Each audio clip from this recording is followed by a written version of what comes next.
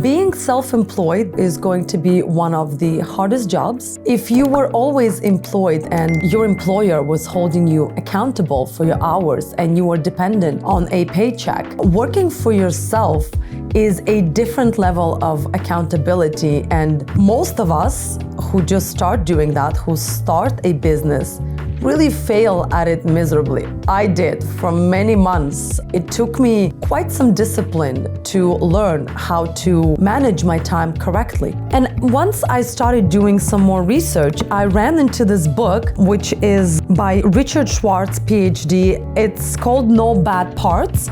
And it's not about self-leadership, but oddly enough, he went over a couple of very important points that I really would love to share with you about how to go and actually manage yourself better than anyone else. I'm gonna make sure to link it under my video so you guys can get it and read it. It was recommended by Ali, again, my favorite YouTuber. A really fantastic read, teaches you about your personality, which is why you should read it before you start self-managing yourself. So first point is clarity. Being very clear about your goals, about your achievements, what you're trying to do and where you're trying to get. Don't sugarcoat it. Don't draw any, unicorns in the clouds. Be very specific about what you're trying to achieve. This way, you will learn and kind of understand how much time you should be allocating to every particular task. By being honest with yourself and being clear about your goals,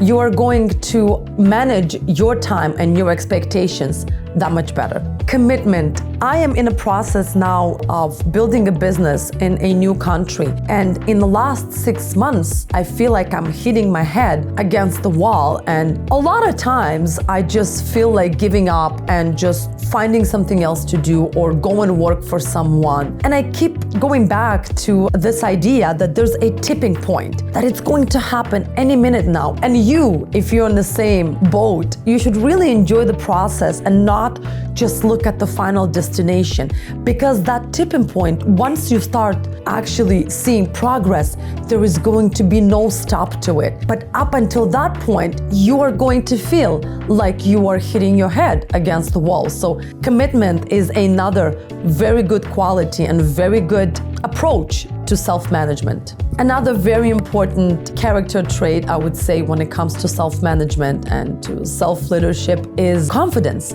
You need to feel confident that you are going to achieve what you're trying to achieve, because the lack of confidence is going to make you stop halfway through or when you are almost there.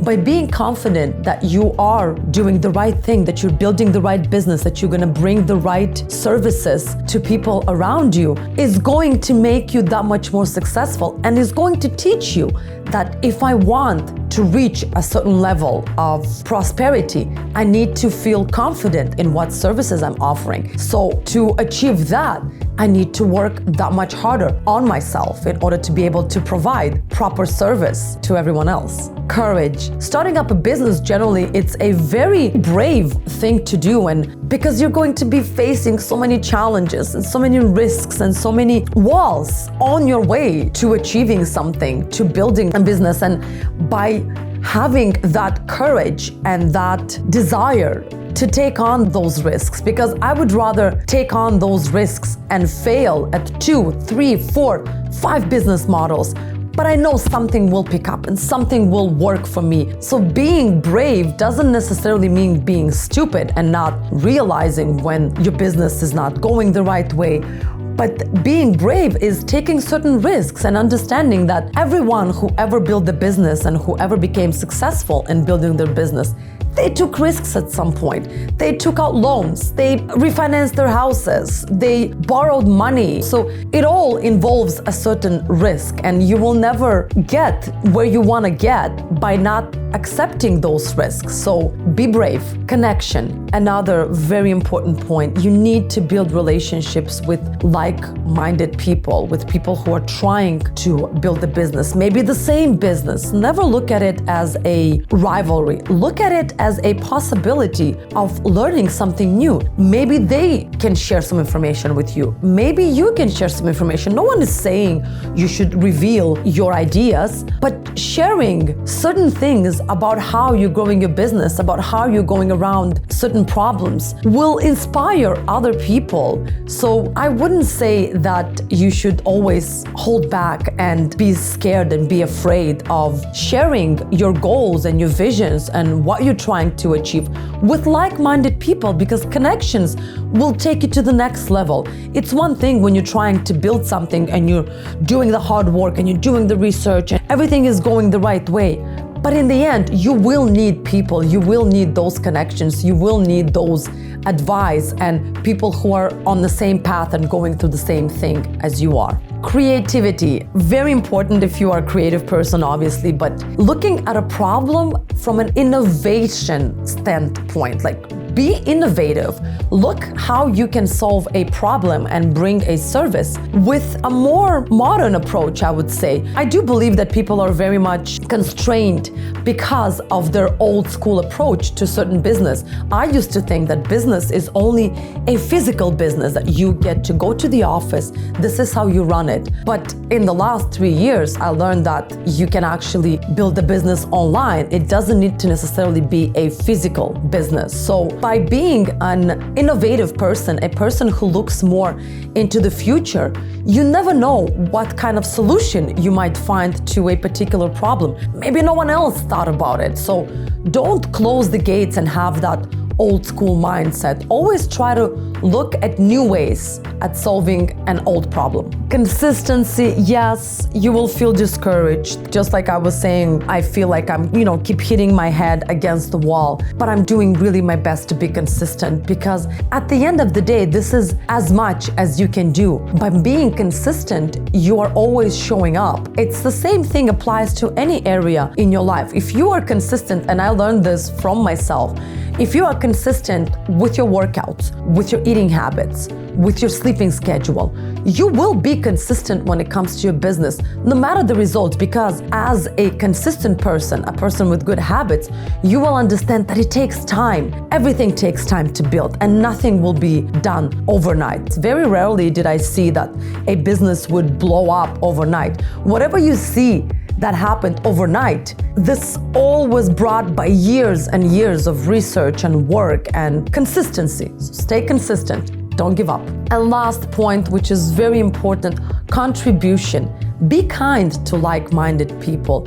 Help someone who is on the same path and you feel or you see that they're stuck. You don't need to help physically and monetary. Sometimes words of encouragement goes a long way. When you see that someone is stuck and someone cannot see a light at the end of the tunnel, be supportive. Help if you can.